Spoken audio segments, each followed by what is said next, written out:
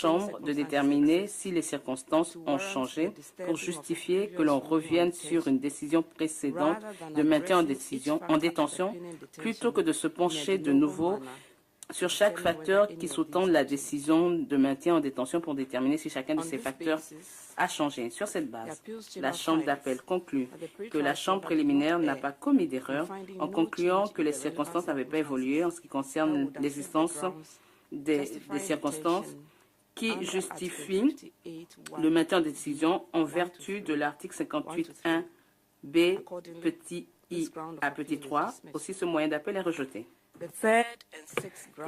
Troisième et sixième moyen d'appel. Le troisième moyen d'appel de M. Gbagbo est que la Chambre préliminaire a commis une erreur de droit en négligeant d'évaluer la valeur probante du rapport final rédigé par le groupe d'experts sur la Côte d'Ivoire, malgré la demande de M. Gbagbo. Et son sixième moyen d'appel est que la Chambre préliminaire aurait commis une erreur de fait en se basant sur les conclusions de ce rapport final, bien qu'il avait remis en question la valeur probante de ce rapport. Étant donné que ces deux moyens d'appel se chevauchent, la Chambre d'appel les traitera ensemble. En ce qui concerne le troisième moyen d'appel, la Chambre d'appel considère qu'étant donné que M. Gbagbo fait valoir que la Chambre préliminaire aurait dû réexaminer ses constatations qui étaient basées sur le rapport intermédiaire du groupe d'experts, les arguments de M. Gbagbo devant la Chambre préliminaire ne contenaient pas de nouveaux éléments de preuve dont il parle maintenant en appel.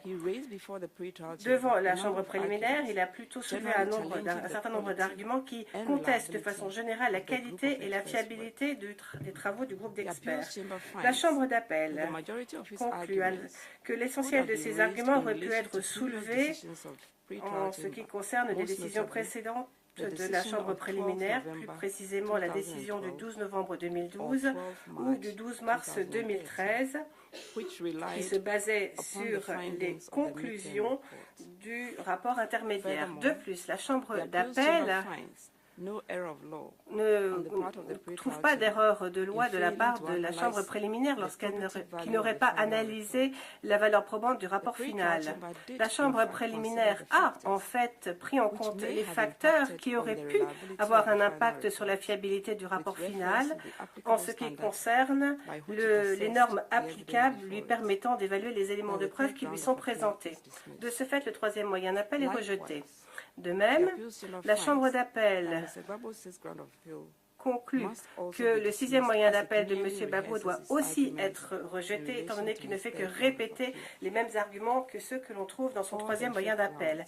Quatrième et cinquième moyen d'appel. Au titre de son quatrième moyen d'appel, M. Gbagbo fait valoir que la Chambre préliminaire a commis une erreur de fait lorsqu'elle a considéré que la publication du rapport final ne constituait pas un changement de circonstance.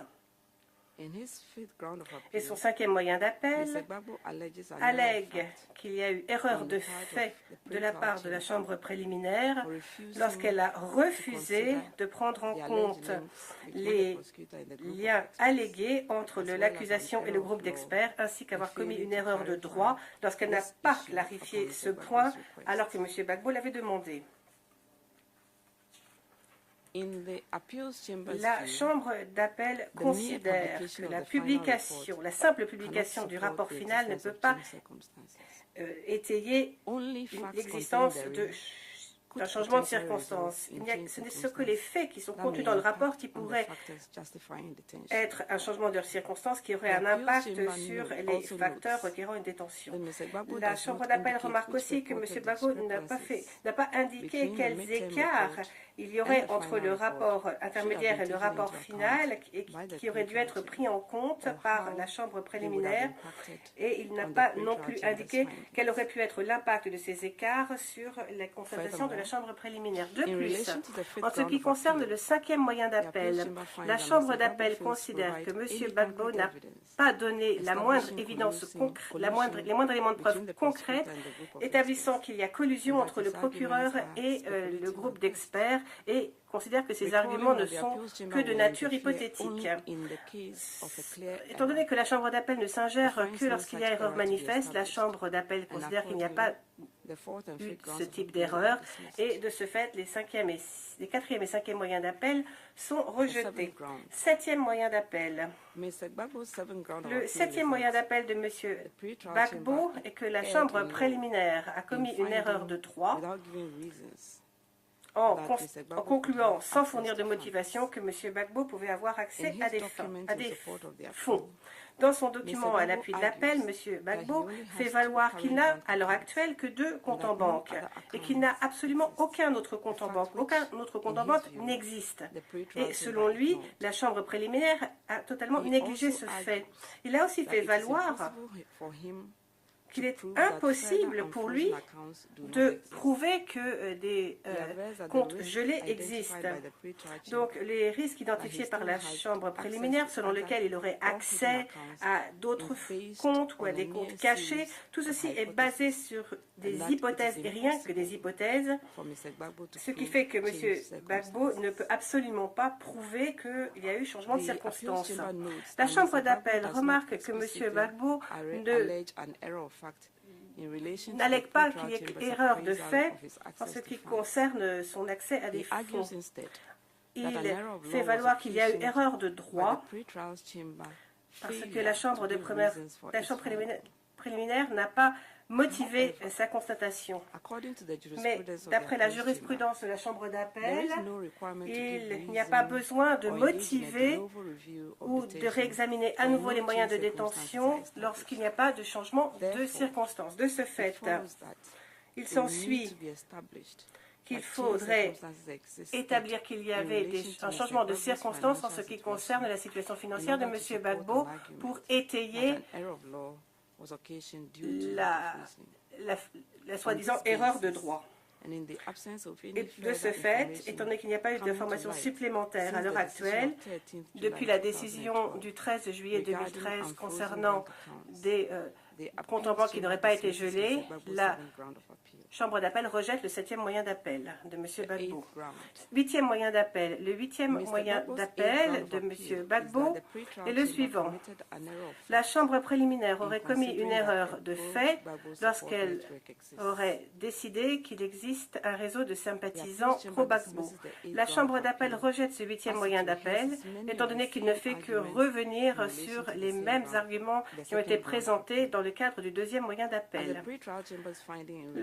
En ce qui concerne la constatation de la Chambre préliminaire concernant l'existence d'un réseau pro-Gbagbo, il était basé sur des constatations trouvées dans le rapport final et non dans le rapport intermédiaire comme M.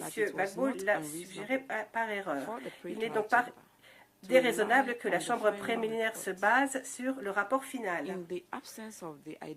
Étant donné qu'il n'y a pas eu d'identification d'erreur manifeste, étant donné qu'il s'agit uniquement d'un simple désaccord entre l'appelant et la Chambre, ce qui n'est pas suffisant pour établir qu'il y a eu erreur manifeste, la Chambre préliminaire, d'après la Chambre d'appel, n'a pas fait d'erreur en constatant qu'il existe bien un réseau de sympathisants pro-Gbagbo. 9e moyen d'appel. Le 9e moyen d'appel de M. Gbagbo est que la Chambre préliminaire a commis une erreur de droit en ne prenant pas en compte sa santé lorsqu'elle a évalué s'il fallait qu'il reste en détention. Dans son appel, M. Gbagbo allègue que la Chambre préliminaire a fait une erreur lorsqu'elle n'a pas pris en compte le passage du temps en tant que tel et la nature évolutive de la maladie de M.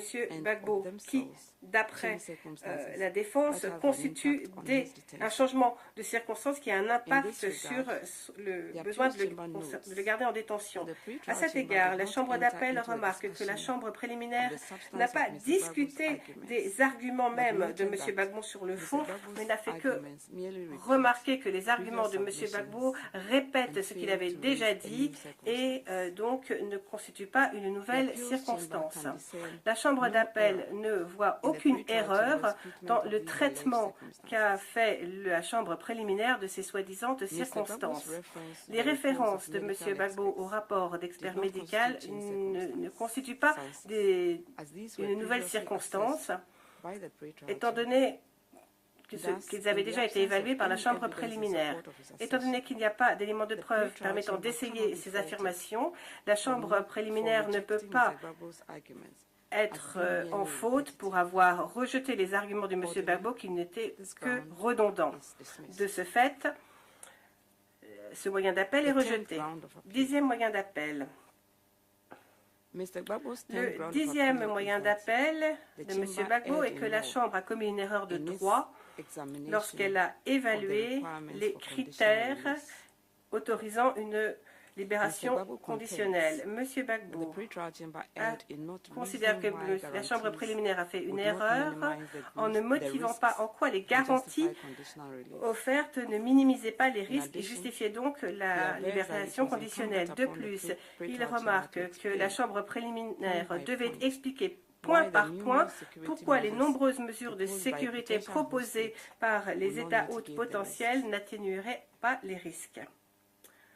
La Chambre d'appel constate que les arguments de M. Gbagbo concernant le manque de raisonnement de la Chambre préliminaire lorsqu'elle a rejeté la proposition émanant d'hôtes potentiels ne sont pas tenables, étant donné qu'ils portent sur des arguments qu'il a faits concernant différentes décisions déjà faites par la Chambre préliminaire. La Chambre d'appel remarque que, en ce qui concerne la période de détention en question, la Chambre préliminaire n'a pas considérer de nouvelles propositions d'étapes hautes potentielles, étant donné qu'aucun candidat ne s'est présenté. De ce fait, la Chambre d'appel considère que les tentatives de M. Gbagbo pour rouvrir ce débat en appel, alors que ce sujet a déjà été tranché par la Chambre préliminaire dans le cadre de décisions précédentes, et étant donné que ces arguments ne sont pas soulevés dans la décision attaquée, le moyen doit être rejeté. Pour toutes ces raisons, la Chambre d'appel considère qu'il convient donc de rejeter tous les moyens d'appel et de confirmer la décision attaquée. Comme je l'ai dit au départ, M. le juge Erkki Kurula joint une opinion séparée et Mme le juge Anita Ušacka joint une opinion dissidente à cet arrêt. Le juge Kurula considère que l'absence de motivation suffisante dans la décision de la Chambre préliminaire du 13 juillet 2012 rend l'évaluation d'un changement de circonstances en ce qui concerne l'examen de la détention très problématique. D'après lui, ceci se reflète dans l'évaluation de la Chambre préliminaire de ses moyens de détention, des moyens portant sur la moyens de détention au titre de l'article 58.1, petit b, petit 2 et petit 3 du statut. Étant donné que les motifs de détention au titre de l'article 58.1b du statut représentent des alternatives, il aurait considéré que la détention continue de M. Gbagbo serait justifiée uniquement au titre de l'article 58.1 petit b petit 1 et non pas en vertu des articles 58.1 petit b, 2 et 3 du statut. En ce qui concerne le juge Ušacka, elle considère que la Chambre préliminaire aurait dû prendre en compte, lorsqu'elle a rendu sa décision d'ajournement, la durée raisonnable de la détention de M. Gbagbo et toute prolongation qui pourrait être provoquée par cet ajournement.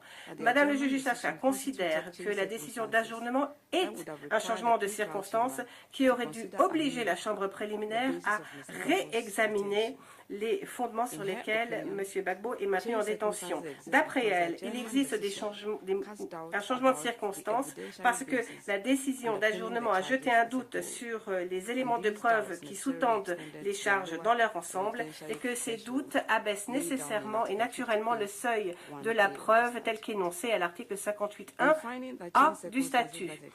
Ayant conclu un changement de circonstances, Madame le juge Ušacka aurait accueilli les premiers et deuxièmes moyens d'appel, renversant donc la décision attaquée et renvoyant les questions ou ces questions devant la chambre préliminaire pour réexamen, y compris un examen de novo de l'article 58.1a et b du statut.